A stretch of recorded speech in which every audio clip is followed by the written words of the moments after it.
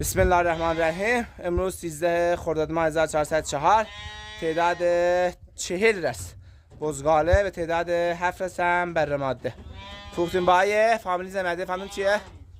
آیه کیان از کجا تشریف بردین؟ از صاحب استان تهران. آیه کیان انشالله پر خیر پر برکت باشه براتون. ناکر انشالله ببری به سلامتی و خوش. بارگیری به صاحب. به سلام بارگیری.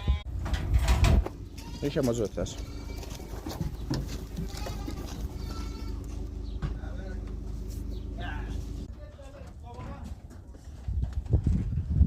انشالله خوشتون کنم. به سلامت. خداحافظ.